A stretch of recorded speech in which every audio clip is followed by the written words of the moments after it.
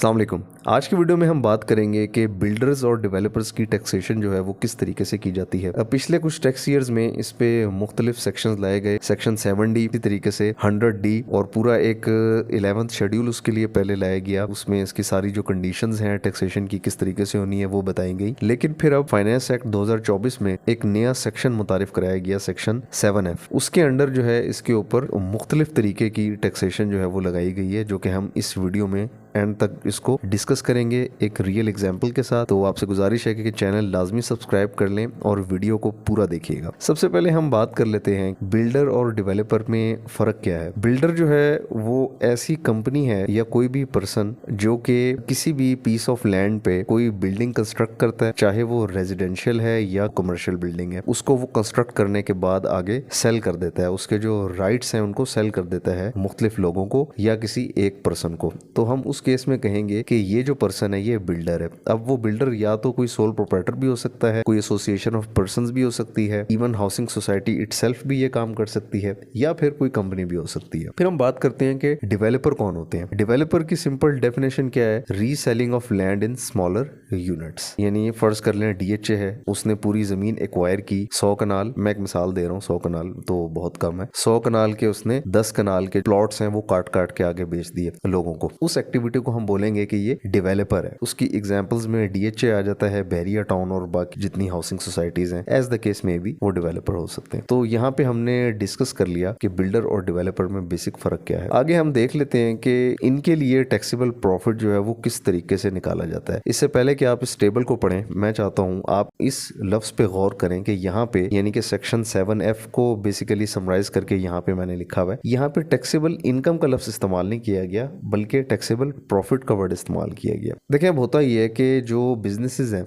उनकी टैक्सेशन जो है वो किस तरह से होती है अमूमन के sales, cost of goods sold, gross profit, उसके बाद एडमिनिस्ट्रेटिव एक्सपेंसेस और जितने भी ओवरहेड एक्सपेंसेस हैं उसके बाद उसको लिखे जाते हैं और उसको माइनस करने के बाद फिर हमारे पास आती है टैक्सेबल इनकम। तो उस चीज के लिए हम टैक्सेबल इनकम का वर्ड इस्तेमाल करते हैं, लेकिन इस सेक्शन 7F में स्पेसिफिकली इसके लिए टैक्सेबल प्रॉफिट का वर्ड इस्तेमाल किया गया। इसकी वजह यह है कि यहाँ पे ग्रॉस रिसिप्ट्स जो हैं उसके ऊपर हम डील कर रहे हैं। यानी आप देख लें, अगर कोई बिल्डर है तो उसका जो 10% ग्रॉस रिसिप्ट्स जो उसने ली हैं कस्टमर से, वो हम कहेंगे कि वो उसकी टैक्सेबल प्रॉफिट है या टैक्सेबल इनकम भी हम कह सकते हैं, क्योंकि इसमें से उसने मजीद आगे जो खर्चे हैं वो माइनस नहीं करने। यानी आप कह लें, in other words, in simple words, यहाँ पे एफबीआर सेक्शन 7F के तहत डीम कर रहा है। यानी कि वो कह रहा है कि अगर आपने किसी भी क्लाइंट से जितनी भी अमाउंट ली है इस मद में कि आप उनको कोई रेजिडेंशियल या कमर्शियल यूनिट सेल करेंगे, तो हम ये समझेंगे कि उस अमाउंट का 10% अगर आप बिल्डर हैं तो 10% जो है वो आप प्रॉफिट हुआ ही हुआ है, चाहे हुआ हो या ना हुआ हो, लेकिन हम ये समझेंगे कि हुआ। और फिर इसी तरीके से अगर तो डेवलपर है तो 15% है, और फिर अगर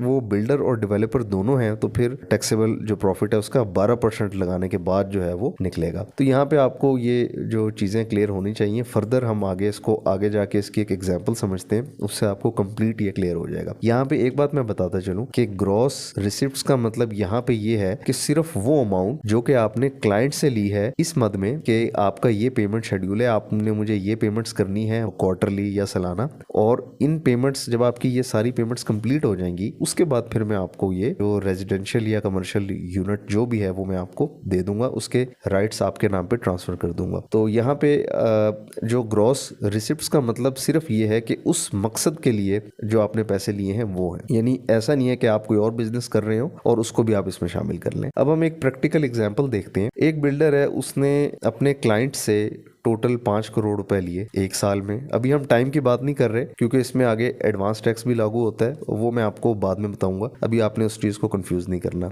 अभी आप टाइम की कंस्ट्रेंट ना रखें जहन में, साल महीना दो भी है, आप सिर्फ इसको समझें कि ग्रॉस रिसिप्ट्स फर्ज कर लें कि किसी बिल्डर ने 5 करोड़ रुपए रिसीव की, तो उसका 10% जो है वो आपका टैक्सेबल प्रॉफिट डीम किया जाएगा। यानी कि ये समझा जाएगा कि अगर आपने 5 करोड़ इस मद में लिए हैं तो 50 लाख तो आपका प्रॉफिट हुआ ही हुआ है, ये समझा जाएगा, चाहे हुआ हुआ है या नहीं हुआ, लेकिन समझा ही जाएगा। तो अब हम इसकी टैक्स की कैलकुलेशन करते हैं। ये जो टैक्स के रेट्स हैं ये फाइनेंस एक्ट 2024 के बाद जो आए हैं उस हिसाब से कैलकुलेट हुए हैं। अगर तो सोल प्रोप्राइटर है या एसोसिएशन पर्सन है, फर्म है, तो फिर उस पर स्लैब के रेट्स जो है वो अप्लाई होंगे और आपके ऊपर जो टैक्स है वो बढ़ेगा 13,70,000। लेकिन अगर आप स्मॉल कंपनी है तो फिर 20% के हिसाब से टैक्स होगा जो कि 10 लाख रुपए बनता है, और अगर आप नॉर्मल कंपनी है तो फिर 29% जो है वो टैक्स जो कि 14,50,000 बनेगा। तो यहाँ पे आपको ये भी बताता चलूं कि स्मॉल कंपनी हम किसको कहते हैं। इनकम टैक्स ऑर्डिनेंस में एक जगह पे लिखा हुआ है, स्मॉल कंपनी की डेफिनेशन लिखी हुई है कि वो कंपनी जो कि एक तो कंपनीज एक्ट 2017 के अंडर रजिस्टर्ड है, यानी सिर्फ कंपनी की बात कर रहे हैं, वो एओपी नहीं है, वो फर्म नहीं है, सिर्फ कंपनी है, और उसका जो पेड अप कैपिटल और रिजर्व्स हैं, अनडिस्ट्रीब्यूटेड प्रॉफिट्स के रिजर्व्स हैं, ये दोनों मिला के 5 करोड़ से ज्यादा ना हो, और उसके जो एम्प्लॉइज हैं वो 250 से ज्यादा ना हो, और उसका जो टर्नओवर है वो भी 250 मिलियन से ज्यादा ना हो, तो फिर हम कहेंगे कि वो स्मॉल कंपनी है। स्मॉल कंपनी के लिए हम एक सेपरेट लेक्चर रखेंगे, लेकिन हम फिलहाल अपने इस टॉपिक के ऊपर रहते हैं। तो इस तरह से जो है इसका जो टैक्स है वो कैलकुलेट किया जाएगा। अब यहाँ पे एक कंडीशन है जो कि बहुत जरूरी है उसको समझना, कि देखिए जो सेक्शन 7F की जो टैक्स की कैलकुलेशन है ना, ये किसी और इनकम के ऊपर अप्लाई नहीं हो सकती, यानी सिर्फ उसी अमाउंट पे ये अप्लाई होगा जो अमाउंट आपने कस्टमर से बिल्डिंग के लिए लिए हैं, कि मैं आपको इन पैसों के मद में बिल्डिंग दूंगा, सिर्फ उस अमाउंट के ऊपर 7F अप्लाई होगा। ऐसा नहीं हो सकता कि आप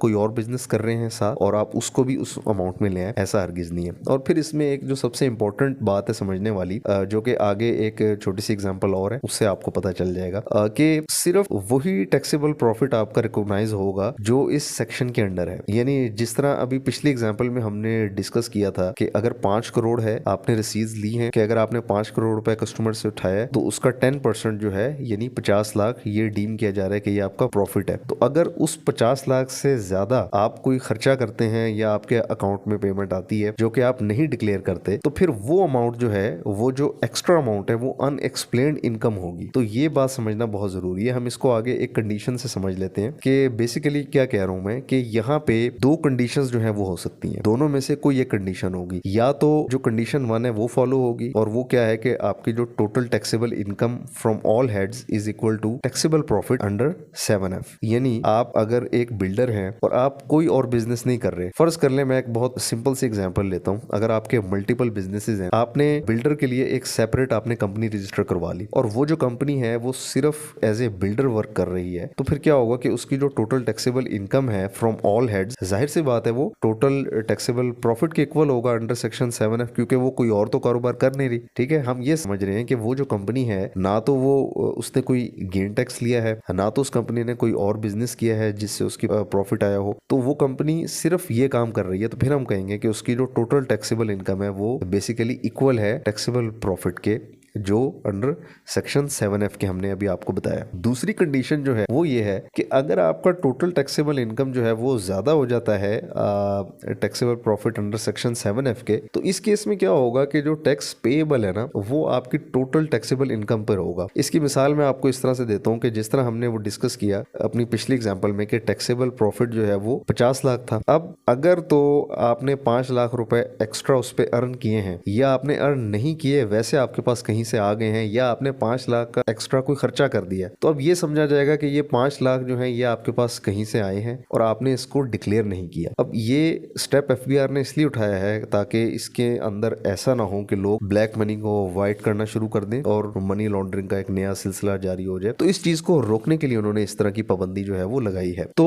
अब हम अपने एग्जाम्पल पे आते हैं। अगर तो आपने 50 लाख के बजाय 55 लाख आपका होता है, यानी 50 लाख वो है जो कि आपने कमाया है टैक्सेबल प्रॉफिट के अंदर, लेकिन 5 लाख रुपए आपने जो है वो कहीं और से आपको इनकम हुई, तो अब क्या होगा कि 55 लाख जो है वो ज्यादा है 50 लाख से। तो फिर अब क्या होगा कि टैक्स पेएबल किस पे होगा, 55 लाख पे पेएबल होगा, 50 लाख पे नहीं होगा। तो जब आप 55 लाख पे टैक्स पे कर देंगे तो वो जो एक्स्ट्रा 5 लाख रुपए हैं उसके ऊपर हम अनएक्सप्लेन्ड इनकम नहीं लगाएंगे। हम कहेंगे कि यार हाँ जी ठीक है, आपको इतना ही प्रॉफिट हुआ है और इतना आपने डिक्लेयर कर दिया। अगर आपके कोई भी सवालात हैं तो लाजमी कमेंट करें और चैनल को लाजमी सब्सक्राइब कर लें। मैं समझ सकता हूँ ये वाला जो सेक्शन है ये काफी कम्प्लेक्स है, तो अगर कोई भी आपके क्वेश्चंस हैं तो लाजमी कीजिएगा और दुआ में याद रखें, चैनल लाजमी सब्सक्राइब कर लें। Thank you, Allah Hafiz.